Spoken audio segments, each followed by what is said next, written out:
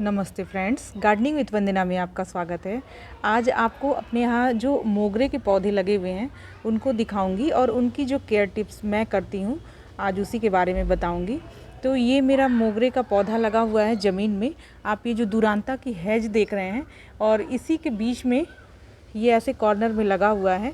हालांकि मुझे यहाँ इसे नहीं लगाना चाहिए था, लेकिन ये है कि चूँकि 1-2 साल हो गए लगे हुए और ये प्लांट पूरा बड़ा हो चुका है, तो इसे फिर मैंने हटाया नहीं। और जब दुरांता की कटिंग होती है तो इसकी भी कटिंग और प्रूनिंग हो जाती है और ये भी एक हैज की तरह ही है। और ये जो पौधा है इसे आप हैज की तरह, अगर जैसे मैंने ये पूरी रो लगाई हुई है, अगर इस तरह से रो लगा दिया जाए तो ये बहुत ही अच्छा इसमें चलता है और कटिंग और प्रूनिंग होती रहे इसकी, तो ये पूरे अच्छे से फूल देता है। और ये जो टाइम इस समय चल रहा है फरवरी मार्च से ही आप देख पाएंगे कि अच्छी सी थोड़ी केयर की जाए तो मोगरे के पौधे में बहुत अच्छे अच्छे फूल आते हैं। और मेरे यहाँ भी इस समय इसमें बहुत अच्छे फूल आ रहे हैं और आप देख पाएंगे कि पूरा प्लांट देखिए कलियों से भरा हुआ है, ये देखिए, और इधर भी देखिए।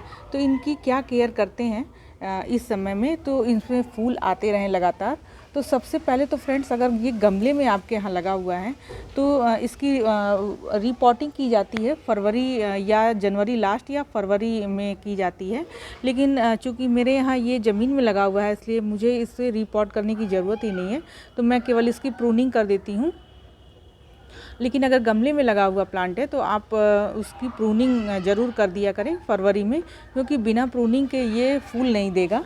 और इनके में एक और भी खासियत है कि ये इतना सेंटेड होता है फ्रेंड कि जब हवा चलती है, हवा का फ्लो जिधर जाता है ये इसकी खुशबू भी उधर जाती है। तो ये बेसिकली मैंने मंदिर के ठीक सामने इसीलिए लगाया हुआ है कि थोड़ी सी महक मंदिर में भी हमेशा जाती रहे।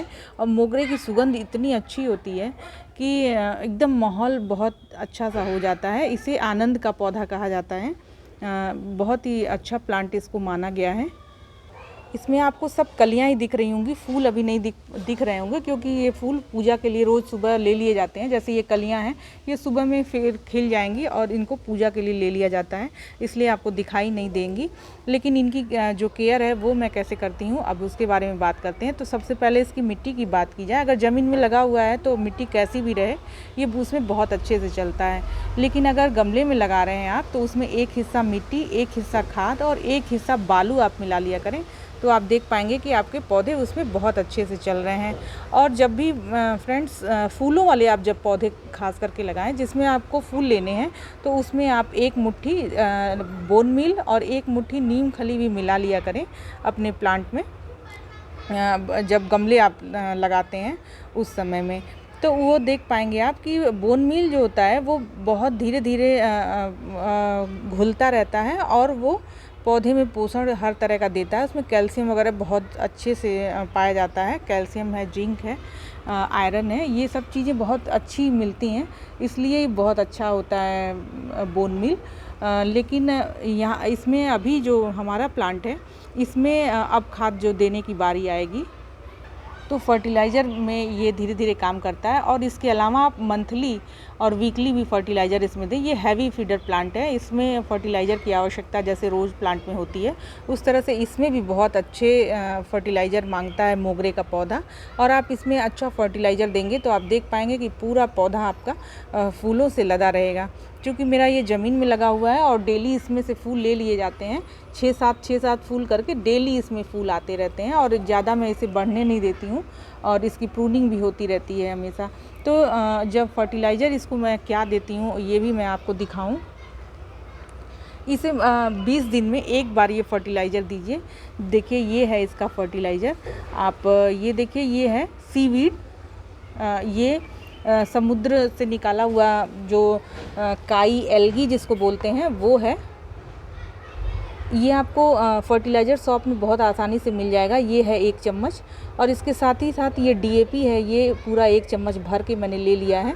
ये जड़ों के विकास में बहुत ज़्यादा अच्छा काम करता है, क्योंकि जो फीडर रूट होती हैं अगर वो विकसित होती हैं तो पौधा अगर मिट्टी में लगा हुआ है या गमले में लगा हुआ हो वो अपने आप से खाना जो बनाने का उसका जो प्रोसेस है वो सही रूप से चलता है तो प्लांट अपने आप बढ़ता है। इसलिए डीएपी का खूब यूज होता है, प्लांट्स में भी, खेतों में भी, हर जगह डीएपी का यूज होता है। इस पर मैंने एक वीडियो बना रखी है, आप चाहें तो मेरे चैनल पर डीएपी जाके देख सकते हैं कि इसके क्या फ़ायदे हैं और क्या नुकसान है। ये सब के बारे में मैंने पूरी डिटेल बताई हुई है, आप चाहें तो देख सकते हैं। और ये है फ्रेंड पोटाश, ये भी मैंने 1 चम्मच ले रखा है। चूँकि मेरा बड़ा प्लांट है, ज़मीन में है, थोड़ा ज़्यादा भी हो जाएगा तो कोई दिक्कत नहीं है, लेकिन अगर गमले में दे रहे हैं तो आप अपने गमले के साइज़ के हिसाब से और प्लांट के साइज़ के हिसाब से हमेशा कोई भी फर्टिलाइज़र दिया करें। जैसे कि आपका 10 इंच का गमला हो और 1 फुट उसकी लंबाई हो तो आप उसमें ये 20-25 दाने डीएपी के और ये पूरा 1 चम्मच भर के आप दे सकते हैं। और इसी तरह से आधा चम्मच ये पोटाश आप दे देंगे तो आप देख पाएंगे कि बहुत अच्छे से आपका प्लांट बहुत अच्छा चलेगा और खूब फूल भी देगा। जब भी फ्रेंड्स आपको मोगरे के पौधे में फर्टिलाइज़र देना हो तो आप हल्की सी गुड़ाई कर दिया करें और उसके बाद से आप ये जो फर्टिलाइज़र अभी ये मैंने दिखाया है आपको, ये सीवीड है और डीएपी और पोटाश, इन तीनों को मिला करके और आप अच्छे से गुड़ाई करने के बाद आप इसमें डाल दीजिए और इसे हल्का सा ढक दीजिए और पानी दे दीजिए प्लांट में। और फिर उसके बाद आप देख पाएंगे कि 10 से 15 दिनों में आपके जिन भी पौधों पे फूल नहीं आ रहे हैं उनमें ये आप यूज करके देखें। केवल मोगरे की ही बात नहीं कर रही हूँ, जैसे हिबिस्कस है और या और किसी भी तरह का एडेनियम है, तो फूल अगर नहीं आ रहे हैं और उनका मौसम आ चुका है, मतलब फूल देने का उनका टाइम हो चुका है, तो ये जो कॉम्बिनेशन मैंने बताया है ये आप देंगे तो आप देख पाएंगे कि 10 से 15 दिनों में आपके पौधे में ज़रूर फूल आएंगे। इसके अलावा इसमें पेस्ट अटैक की बात की जाए फ्रेंड्स तो इसमें वाइट फ्लाई और ब्लैक फ्लाई हल्की हल्की सी आप ऐसे करेंगे तो देखिए मेरे में भी कुछ लग गई हैं। और तो इसमें कुछ इंसेक्टिसाइड देने की ज़रूरत होती है जिनमें इमीडाक्लोप्रेट आपका बहुत अच्छा होता है। इस किसी भी तरह का इंसेक्ट लगा हुआ हो, ये वाइट फ्लाई हो, ब्लैक फ्लाई हो, थ्रिप्स हो, माइट्स हो, उसमें अच्छा काम करता है, तो ये आप ज़रूर उसे दिया करें।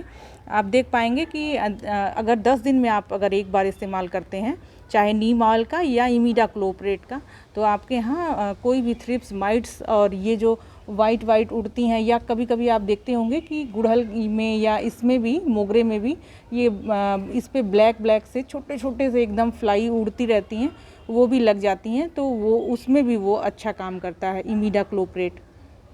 फ्रेंड्स, ये जो फर्टिलाइज़र मैं बताती हूँ या जो कीटनाशक बताती हूँ वो आपको एग्रीकल्चर शॉप में, जहाँ खाद और बीज की दुकानें होती हैं आपके जो लोकल एरिया है वहाँ पे भी मिल जाएंगे। और इसके साथ ही साथ आप ऑनलाइन सर्च करेंगे तो भी आपको मिल जाएंगे।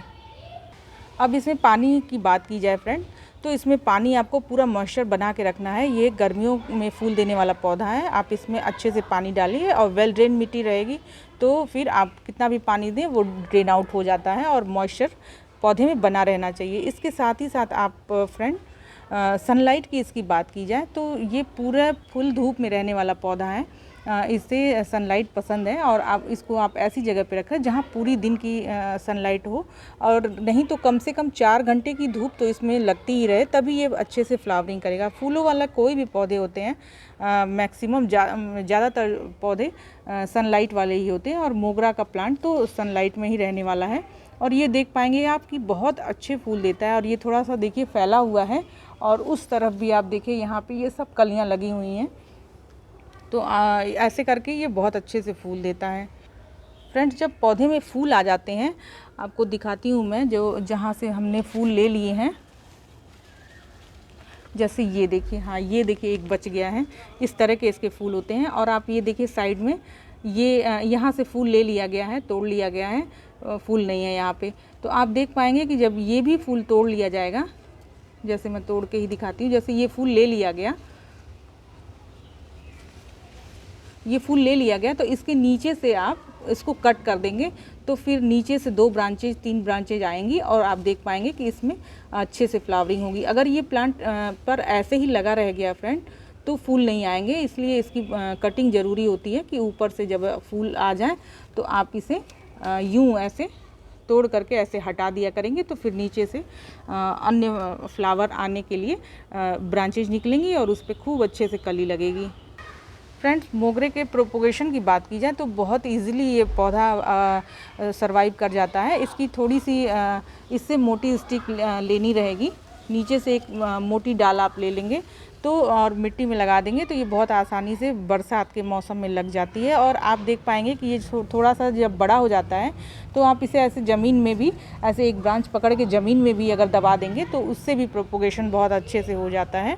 तो इस तरह से इसका प्रोपोगेशन भी बहुत ईजी है। तो फ्रेंड्स, लगभग मैंने पूरी जानकारी आपको दे दी है। इसके अलावा भी आपकी कोई क्वेरी हो तो आप मोगरे के प्लांट के बारे में या किसी भी प्लांट्स के बारे में आप मुझसे कमेंट करके पूछ सकते हैं। सैटरडे को मेरा Q&A सेशन रहता है जिसमें मैं आपके सवालों के जवाब देती हूँ, तो उसमें भी आप पूछ सकते हैं, उसी में जवाब दे दूँगी। तो मेरा ये वीडियो आपको अच्छा लगा हो तो इसे लाइक करिएगा, शेयर करिएगा और मेरे चैनल को सब्सक्राइब भी कर लीजिएगा। नमस्ते फ्रेंड्स।